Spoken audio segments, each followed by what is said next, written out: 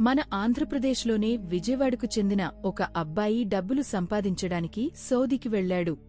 అక్కడ ఒక షేక్ ఇంట్లో షేకు కూతురికి పర్సనల్ డ్రైవర్గా జాబ్ కొట్టాడు.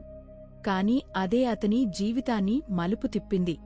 ఆమెను కాలేజ్ నుండి ఇంటికి తీసుకురావడం, కాలేజీకి తీసుకువెళ్లడం ఇదే అతని పని. షేక్ కూతురు చాలా అందంగా ఉంటుంది. మన విజయవాడ అబ్బాయి షేక్ కూతురితో ప్రేమలో పడ్డాడు. కాని తన లిమిట్స్ ఎప్పుడూ క్రాస్ చేయలేదు.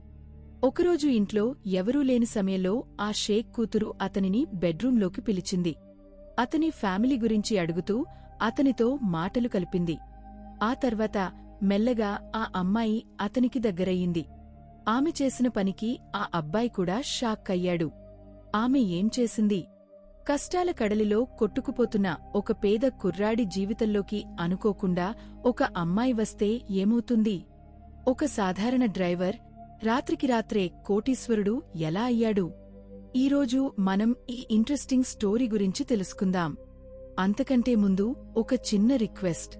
మీరు మా ఛానల్ కొత్తగా చూస్తున్నట్లయితే వెంటనే సబ్స్క్రైబ్ చేసుకోండి. ఈ స్టోరీ విజయవాడలో గొల్లపూడి అనే ఒక చిన్న పల్లెటూరిలో మొదలవుతుంది. అక్కడ అర్జున్ అనే ఒక మిడిల్ క్లాస్ కుర్రాడు ఉండేవాడు. అతనికి క్రికెట్ అంటే చాలా ఇష్టం.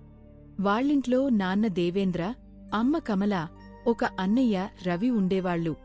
అర్జున్ వాళ్ల నాన్న ఒక బట్టల మిల్లులో సూపర్వైజర్గా పనిచేసేవారు. దేవేంద్ర పెద్ద కొడుకు రవి బాగా చదువుకున్నాడు. పీజీ పూర్తిచేసి ఒక పెద్ద కంపెనీలో ఉద్యోగం సంపాదించాడు. అతని సంపాదనతో ఆ కుటుంబం కాస్త నిలదొక్కుంది. అయితే కొంతకాలానికి రవికి పెళ్లి చేశారు. ఇల్లంతా మళ్లీ సందడిగా మారింది. కోడలు అడుగుపెట్టడంతో ఇంట్లోకి కూతురు వచ్చినట్టే అని దేవేంద్ర మురిసిపోయారు. కాని ఆ ఆనందం ఎంతో కాలం నిలవలేదు. కొత్త కోడలు రాధికకు ఉమ్మడి కుటుంబంలో ఉండటం ఇష్టంలేదు. మొదట్లో అంతా బాగానే ఉన్నా నెమ్మదిగా పోరు మొదలుపెట్టింది. ఒకరోజు నేను వేరే కాపురం పెడతాను, నా వల్ల కాదు అని తేల్చి చెప్పేసింది. రవి ఎంత నచ్చజెప్పాలని చూసినా లాభం లేకపోయింది. చివరికి రవి బరువెక్కిన హృదయంతో భార్యను తీసుకుని ఇంటి నుండి వెళ్ళిపోయాడు. కట్టుకున్న గూడు కళ్లముందే కూలిపోతున్నట్టు అనిపించింది దేవేంద్రకు. రాత్రుళ్ళు నిద్ర కరువైంది. లోలోపలే కుమిలిపోవడం మొదలుపెట్టారు. కొద్ది రోజుల్లోనే అనారోగ్యం ఆయన్ని చుట్టుముట్టింది. డాక్టర్లు విశ్రాంతి తీసుకోమన్నారు. కాని అదే సమయానికి ఆయన ఉద్యోగం కూడా పోయింది. ట్రీట్మెంట్ కోసం దాచుకున్న కాస్త డబ్బు కూడా కరిగిపోవడం మొదలైంది. రోజులు గడిచే కొద్దీ ఇంట్లో పరిస్థితి మరింత దిగజారింది. ఒకప్పుడు నవ్వులతో నిండిన ఆ ఇంట్లో ఇప్పుడు దగ్గు చప్పుడు తప్ప మరేమీ వినిపించడం లేదు. నిన్నటి వరకు క్రికెట్ గ్రౌండ్లో పరుగులు తీసిన అర్జున్ ఇప్పుడు ఇంటి ఖర్చుల లెక్కల్లో మునిగిపోయాడు. ఒకరోజు కమలాదేవి కొడుకుతో, రే అర్జున్, మీ నాన్న పరిస్థితి రోజురోజుకీ పాడవుతోంది. ఇంట్లో ఉన్న చిల్లిగవ్వ కూడా అయిపోయింది. నువ్వేదైనా పని చూసుకోవాలి అని చెప్పింది. అర్జున్ తలదించుకుని, సరే అమ్మా, రేపటి నుండే ఏదైనా పని వెతుకుతాను అన్నాడు. మరుసటి రోజు నుండి అర్జున్ ఉద్యోగం కోసం ఊరంతా తిరిగాడు. పేపర్లలో ప్రకటనలు చూడటం, ఇంటర్నెట్ కేఫ్కెళ్లి ఫారాలు నింపడం, సాయంత్రానికి దుమ్ము కొట్టుకుపోయిన బట్టలతో ఇంటికి రావడం ఇదే అతని రొటీన్గా మారింది. కాని ఎక్కడా సరైన పని దొరకలేదు. దొరికిన వాటికి జీతం బతకడానికి కూడా సరిపోదు. కాలం గడిచే కొద్దీ కష్టాలు పెరిగాయే తప్ప తగ్గలేదు. చివరికి కమల తన పెద్ద కొడుకు రవికి ఫోన్ చేసి డబ్బులు అడిగింది. కాని అతను కూడా తన దగ్గర డబ్బులు లేవు అని అబద్ధం చెప్పాడు. కమలాదేవికి ఏం చేయాలో అర్థం కాలేదు. అప్పుడే ఆమెకు సౌదీ అరేబియాలో మేనేజర్గా పనిచేస్తున్న తన తమ్ముడు రామ్ గుర్తొచ్చాడు.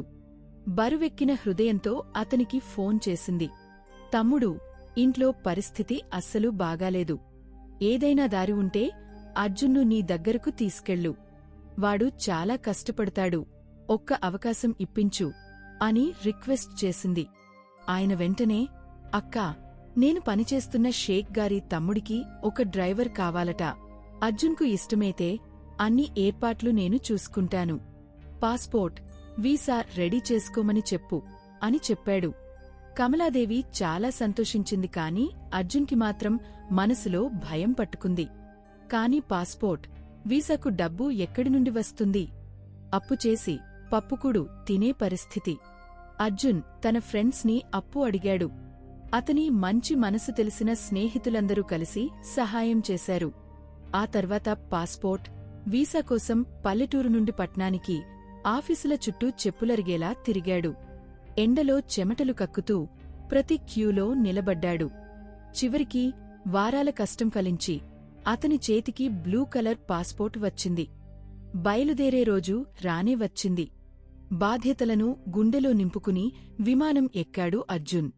జెడ్డా విమానాశ్రయంలో అడుగుపెట్టగానే అర్జున్ షాక్ అయ్యాడు. సిటీ లైట్లు, క్లీన్గా ఉన్న వీధులు, ఎత్తైన భవనాలు, అంతా ఒక కలలా అనిపించింది. బయట మామయ్య రామ్ నవ్వుతూ నిలబడి ఉన్నాడు. ఎలా ఉందిరా సిటీ అని అడిగితే, మామా, స్వర్గంలోకి వచ్చినట్టు ఉంది అన్నాడు అర్జున్. ఇది స్వర్గానికి మొదటి ద్వారం మాత్రమే, అసలు పరీక్ష ముందుంది అని నవ్వాడు రామ్. 2 నెలల్లో మామయ్య సహాయంతో అర్జున్ అరబిక్ భాష నేర్చుకున్నాడు. ఒకరోజు రామ్ అతన్ని షేక్ ఇంటికి తీసుకెళ్లాడు. రే అర్జున్, ఈ కుటుంబం పద్ధతులకు, క్రమశిక్షణకు చాలా విలువ ఇస్తుంది. వాళ్లకు కంప్లైంట్ ఇవ్వడానికి ఒక్క అవకాశం కూడా ఇవ్వకు అని హెచ్చరించాడు. ఆ షేక్ పేరు షేక్ సలీం అల్ రషీద్. ఆయన చాలా మంచివాడు. తన కూతురిని కాలేజ్ నుండి తీసుకువచ్చే బాధ్యత అర్జున్కి అప్పగించాడు. అంతలోనే అతని కూతురు ఆలియా వచ్చింది. తెల్లటి అబయాలో, సున్నితమైన ముఖంతో, వెలుగులు చిమ్మే కళ్లతో. ఆమెను చూసి అర్జున్ ఒక్క క్షణం ఊపిరి తీసుకోవడం కూడా మర్చిపోయాడు. ఆ క్షణంలో తన జీవితం ఒక కొత్త మలుపు తిరిగిందని అర్జున్కు అర్థమైంది. మరుసటి రోజు ఉదయం నుండి అర్జున్ డ్యూటీ మొదలైంది. కారులో ఆలియా తన ఫోన్లో అరబిక్ పాటలు పెట్టేది. నీకు పాటలు ఇష్టమా అర్జున్ అని అడిగితే, అవును మేడం, కాని నేను డ్రైవింగ్ మీద ధ్యాస పెట్టాలి అనేవాడు. దానికి ఆమె నవ్వి, పని, జీవితం రెండూ వేరుకాదు, అప్పుడప్పుడు రెండిటినీ ఆస్వాదించాలి అనేది. రోజులు గడిచే కొద్దీ వాళ్ల మధ్య మాటలు పెరిగాయి. అతనిలోని అమాయకత్వం, నిజాయితీ ఆలియాను ఆకట్టుకున్నాయి. ఇలా 1 నెల గడిచింది. అర్జున్కు ఫస్ట్ శాలరీ వచ్చింది. ఆ డబ్బులు వెంటనే ఊరికి పంపాడు. అమ్మా, డబ్బు పంపాను, నాన్న మందులకు ఇబ్బంది ఉండదు అని చెప్పగానే అవతల కమల చాలా సంతోషించింది. అర్జున్ నిజాయితీ చూసి ఆలియా తన తండ్రితో, అబ్బా, అర్జున్ చాలా మంచివాడు. మన ఇంటి బయటగది అతనికి ఇస్తే మనకు కూడా కంఫర్టబుల్గా ఉంటుంది అని చెప్పింది. షేక్ సలీం ఒప్పుకోవడంతో అర్జున్ వాళ్ల ఇంటికి దగ్గరలోనే ఉండటం మొదలుపెట్టాడు. కొన్ని రోజుల తర్వాత షేక్ సలీం, బాబూ, నేను బేగం సాహిబాతో 2 రోజులు దుబాయ్ వెళ్తున్నాను. ఇల్లు, ఆలియా బాధ్యత నీదే అని అర్జున్కి చెప్పి వెళ్లాడు. వాళ్లు వెళ్లగానే ఇల్లంతా నిశ్శబ్దంగా మారింది. ఆలియా వంటవాడికి కూడా 2 రోజులు సెలవు ఇచ్చేసింది. ఆ సాయంత్రం, ఈరోజు నేనే వంట చేస్తాను, నీకు ఏమిష్టమో చెప్పు అర్జున్ అని అడిగింది. ఇద్దరూ మొదటిసారిగా ఒకే టేబుల్ దగ్గర కూర్చుని భోజనం చేశారు.